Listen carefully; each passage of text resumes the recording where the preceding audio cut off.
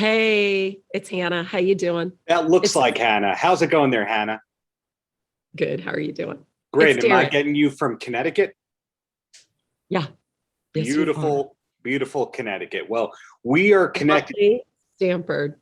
Exactly, exactly. Stanford, the hub of sports. Well, we're connected to talk about, first and foremost, the wonderful idea that NFL is still on Amazon. For somebody who hasn't watched the NFL on Amazon Prime, how does it compare to the broadcast that they may have been used to for years?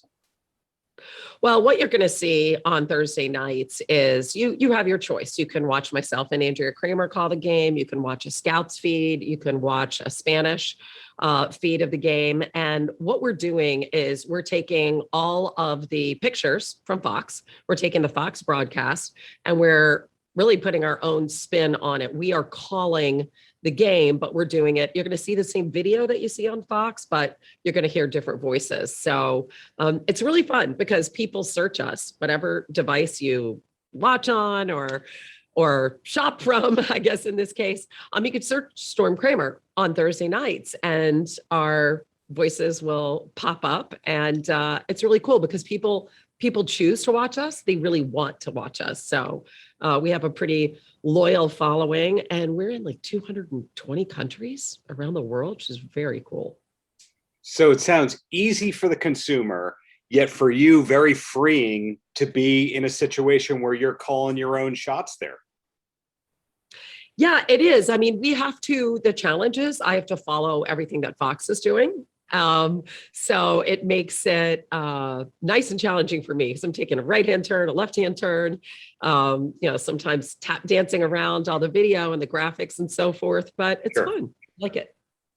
We are very early into the season. Any predictions as to who we're going to see in the Super Bowl, or is this just way too early to even guess? I know, right? But of course, we all do that, don't we? I mean, we pick Super Bowl favorites before the season even starts.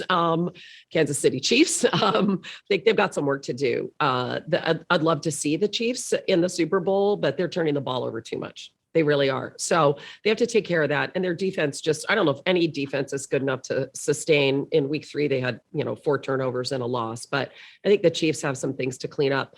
To me, big revelation. If I had to pick a team now that I thought was the best in the NFL, I'd say the Rams. I would say that, Matthew Stafford was the missing piece for them. He really was. Sean McVay is like some, crazy talented chef who's making a complicated dish, but he didn't have his main ingredient, right? So now he has his quarterback. He has a contemporary. He has a partner in this venture. He has an incredibly smart quarterback, an incredibly motivated quarterback. And I think as long as the Rams stay healthy, to me, right now, as we sit, they are my Super Bowl favorite. They are my favorite to win it all. I'm blown away that you just called out the number of turnovers like that. Is there anything else in life that you're that encyclopedic about? I am kind of I don't know if I'm kind of a numbers person, I guess. Yeah, I luckily I have a pretty good retention for facts. Yeah. Now, in doing my research on you, I know about your past as a classic rock DJ per se. Are you that Oh, way yes. with liner notes and who played on the records and songwriters? Did you know it like that as well? I've got a really good one for you. I am on the brand new Lil Nas X album. How about that? That's pretty cool. Yeah. Hey, the number So one they needed, rapper in the world. yeah, they needed somebody to do a radio DJ track. You know what I mean? Yeah, yeah. And my daughter's in the music business, and so the producers at the 11th hour called my daughter and they said, "We need your mom."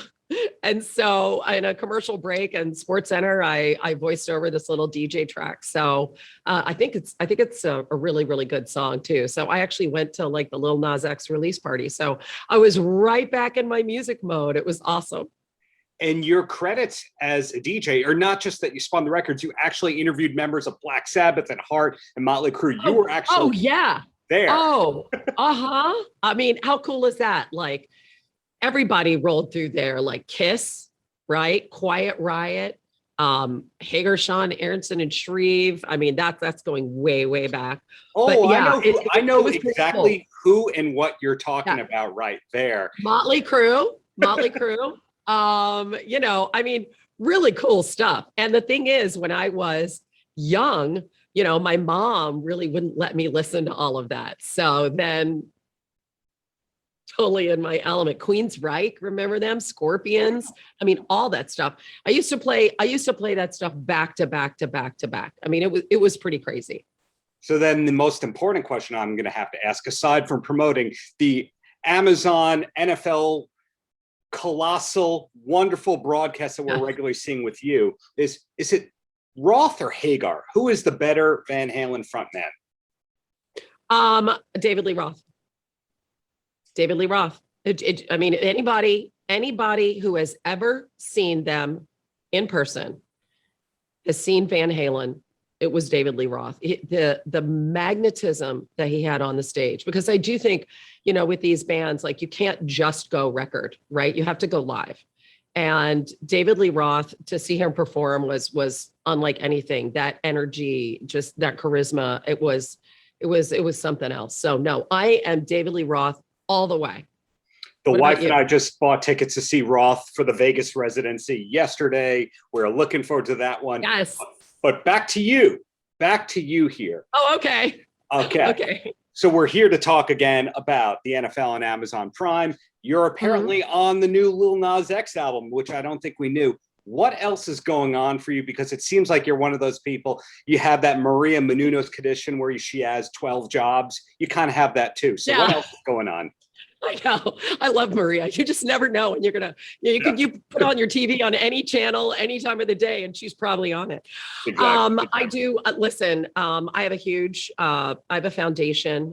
We just had a huge event with all of my friends, from the morning TV anchors to the Sports Center anchors to a bunch of former NBA players and NFL players, and we raise money for children who are disfigured by vascular anomalies, who are really, really in desperate need of surgeries. So we just had that event. We raised a ton of money. All my friends put on aprons and they're the waiters, which is really cool. So we weren't able to do that during the pandemic, and we were able to do that recently. So that's something I've been involved in. I have my production company, got some projects in the works there. And of course, my main gig is Sports Center. So I'm there 4 days a week, sometimes getting up at 3:30 in the morning to do that. So it's pretty crazy, because sometimes I'm up at 3:30 in the morning, and then I'll be broadcasting at night doing Thursday Night Football. So I'm pretty all over the map right now.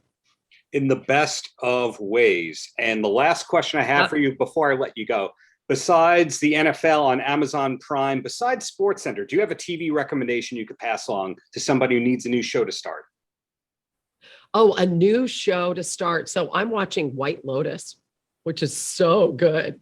So it's sort of like, I have a daughter who's in the hotel business too. So that's why I started watching it. And then the characters are unbelievable. So I love that. Listen, I'm on the Ted Lasso train like everybody else. Anything Marvel. I'm all over that as well. But yeah, I think White Lotus. Awesome. Thank you for your time. Keep up all the greatness that you're doing in and out of sports, Hannah. Thank you. Thanks. That was fun. Paltrocast.